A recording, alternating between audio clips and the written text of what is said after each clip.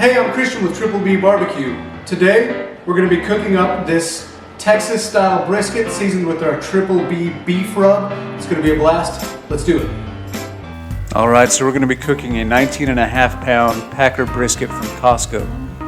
This is USDA Prime. I have had great luck with these briskets from Costco here in Texas. The name of the game here is just to trim off anything you don't want to be eating. So any oxidized meat that's kind of turned brown, you're going to trim away. The silver skin on the top here on the meat side, you want to trim off. And then you'll just want to shape your brisket to make it nice and aerodynamic so it'll cook evenly in your smoker. No right angles, no hard edges. You just want to make it nice and smooth so that the air will flow over it and give it a nice even cook. All of the trimmings here that I'm taking off, I'm putting on another pan, and I will put these in my freezer and I'll use them to make sausage. You can do the same, make burgers. Keep everything you trim off here if you're set up to do that. On the fat side, you're going to want to trim it so that there's 1/4 inch of fat on the flat, which is the part on the bottom of the screen here, the lean part of the brisket. You want to keep 1/4 inch. On the point, the top side here, you can trim all of the fat off. It's got so much intramuscular fat that you don't need a fat cap on it per se to retain good moisture in the meat. So just keep trimming until you're satisfied. So now we're going to go ahead and season the brisket. Now that we've got it trimmed up, we're going to be using our Triple B BBQ beef seasoning, which was designed to use on brisket. It's mostly high quality salt, pepper, and garlic. Heavy on the pepper, of course, in true Texas fashion. We also added some cumin, some cayenne pepper, and a few other spices to keep things interesting. It complements beef extremely well.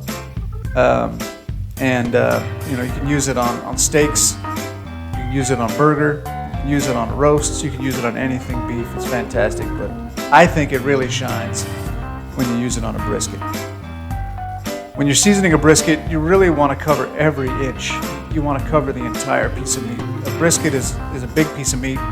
It can handle a lot of seasoning, and in fact, it needs a lot of seasoning. It's crucial to develop the bark on a brisket when you're smoking it to use a lot of seasoning, particularly one that's heavy in black pepper like ours is. So season it well, make sure you cover every inch. And there it is, our Triple B BBQ beef seasoning. It'll make the best brisket you ever had. So now it's time to get our smoker lit up. We're going to be cooking around 225 to 275 for as long as it takes. Once the smoker comes up to temperature, you can go ahead and put your brisket on and tuck it in for a nice smoke nap.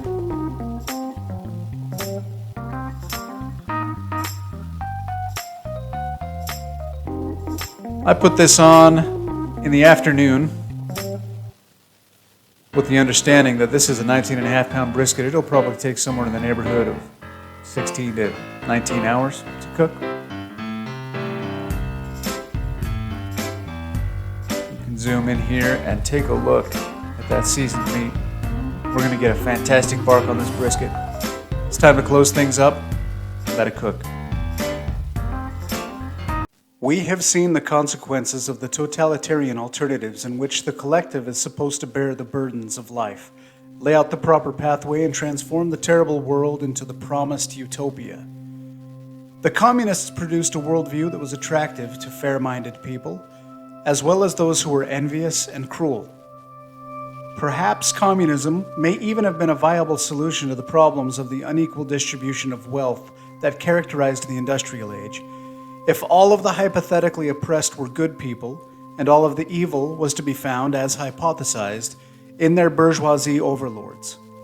Unfortunately, for the communists, a substantial portion of the oppressed were incapable, unconscientious, unintelligent, licentious, power-mad, violent, resentful, and jealous, while a substantial portion of the oppressors were uneducated, able, creative, intelligent, honest, and caring.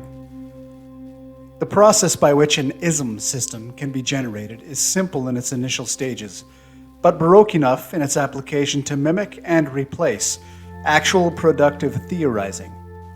The ideologue begins by selecting a few abstractions in whose low-resolution representations hide large, undifferentiated chunks of the world. Some examples include the economy, the nation, the environment, the patriarchy, the people, the rich, the poor, the oppressed, and the oppressors. The use of single terms implicitly hypersimplifies what are, in fact, extraordinarily diverse and complex phenomena. That masked complexity is part of the reason that terms come to carry so much emotional weight.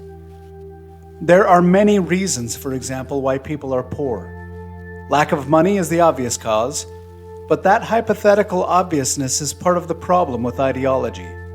Lack of education, broken families, crime-ridden neighborhoods, alcoholism, drug abuse, criminality, and corruption, and the political and economic exploitation that accompanies it.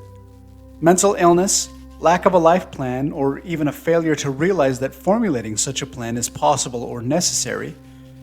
Low conscientiousness, unfortunate geographical locale, shift in economic landscape, and the consequent disappearance of entire fields of endeavor. The marked proclivity for those who are rich to get richer and the poor to get poorer, low creativity, entrepreneurial interest, a lack of encouragement.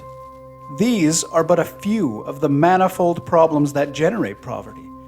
And the solution to each, assuming that a solution exists, is by no means obviously the same. Nor are the villains hiding behind each putative and differentiable cause the same villains, assuming that there are even villains to be found. It is impossible to fight patriarchy, reduce oppression, promote equality, transform capitalism, save the environment, eliminate competitiveness, reduce government, or to run every organization like a business. Such concepts are simply too low resolution. The Monty Python comedy crew once offered satirical lessons for playing the flute.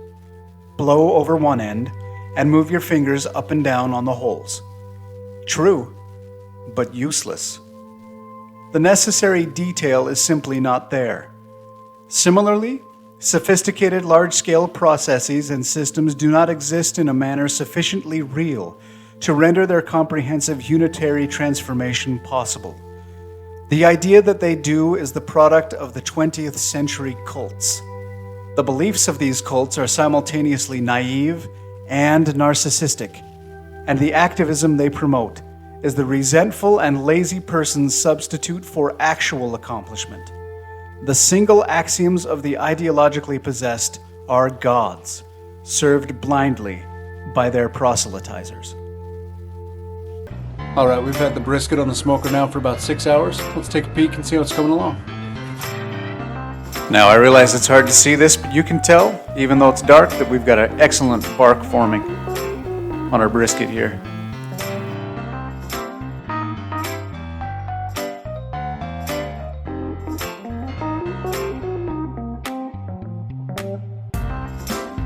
Once you're happy with the bark, doesn't matter what temperature it is, doesn't matter how long it's been on, once you're happy with the bark, go ahead and pull it and wrap it in some butcher paper. You'll see I have some beef tallow spread out there on the bottom, and I'll put the brisket right on top of that. I've been cooking fat side up to this point. I've got the brisket down on the tallow here. And then I'll get another big spoonful of tallow and spread it all over the top of the brisket.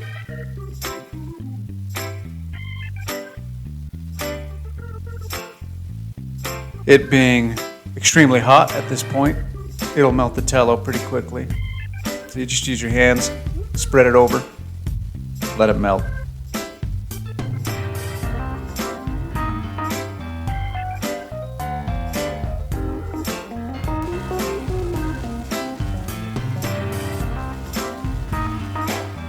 Once that tallow's melted, you can go ahead and wrap the brisket now.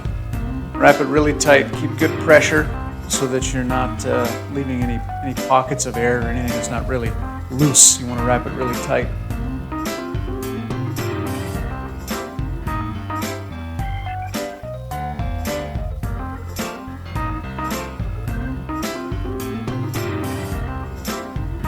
Once you've got it wrapped up, go ahead and put it back on the smoker.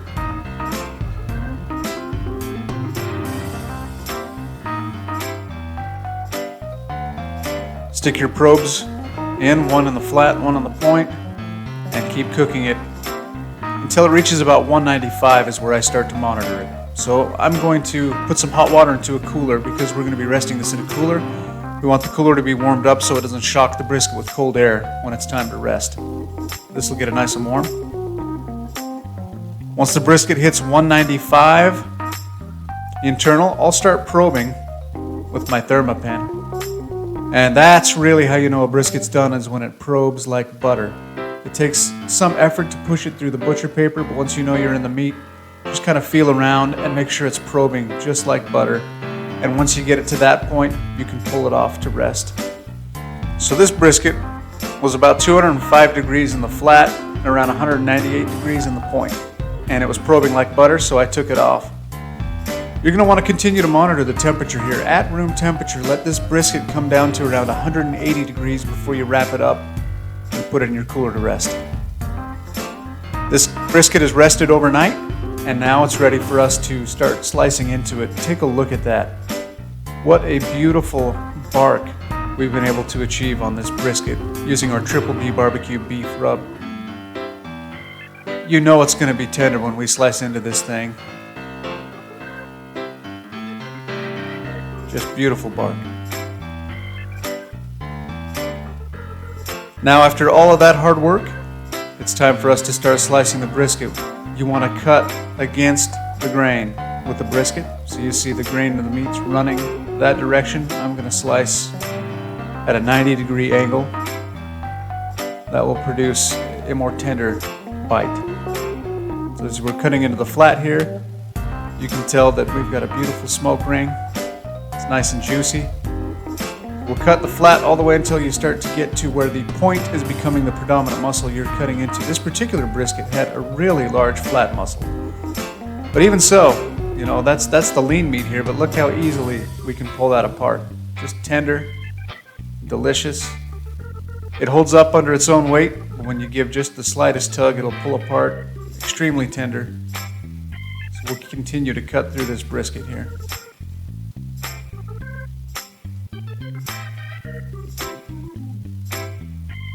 There's another just beautiful slice of brisket from the flat. You can see the point underneath it.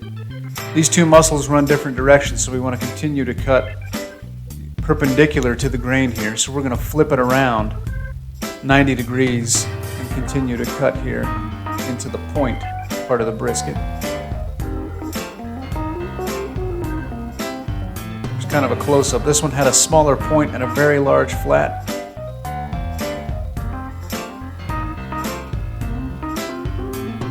I'm going to cut the side of the point muscle off here, which is where your burnt ends come from. And once we have all of the rest of the point sliced up, we'll cut some cubes out of that side of the point for our burnt ends. You can toss these around in barbecue sauce and cook them again. That's a fantastic bite of barbecue. Or you can eat them just like this, which is what we did.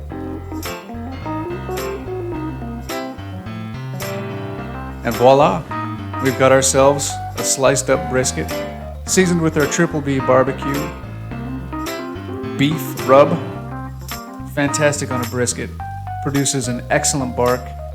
Imparts a nice, peppery, salty, garlicky, delicious flavor on your beef. You're going to love it. Give it a try.